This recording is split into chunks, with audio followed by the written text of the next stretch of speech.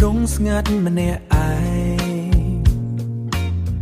សំឡឹងមើលកៅស្រាដែលនៅសល់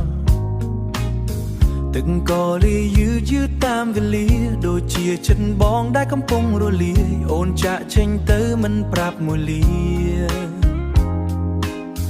ទុកឲ្យបងនៅជាមួយភាពឯកាលើកកៅស្រានេះដើម្បីលៀងរពួងឲ្យជាតិល្វីងជួយរំលាយរាល់ការចងចាំទោះដឹងថាស្អែកនឹងឈឺជាងមុនតែយប់នេះបងសុំត្រឹមភ្លេចឈ្មោះអូ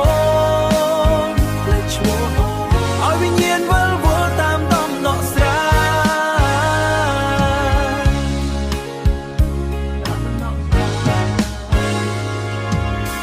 ពន្លឺចង់គៀងចាំងមកលើកែវថ្លា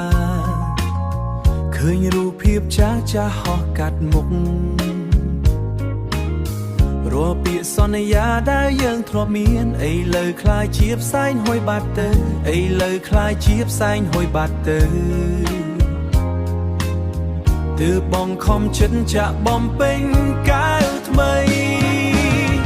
លើកកែវស្រានេះដើម្បីលៀងរពួងឲ្យជាតិល្វីងជួយរំលាយរាល់ការចងចាំទោះដឹងថាស្អែកនឹងឈឺជាងមុនតែយប់នេះបងសុំត្រឹមភ្លេចឈ្មោះអូនភ្លេចឈ្មោះអូនឲ្យវិញ្ញាណវិលវល់តាមដំណក់ស្រា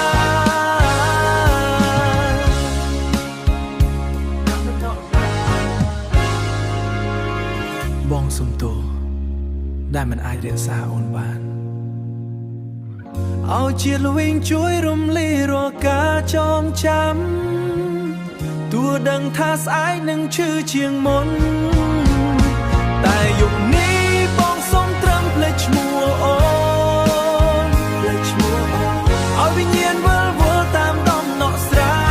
យហឹកមួយកែវនេះជាលើកចុងក្រោយមុននឹងពន្លឺថ្ងៃថ្មីរាឡា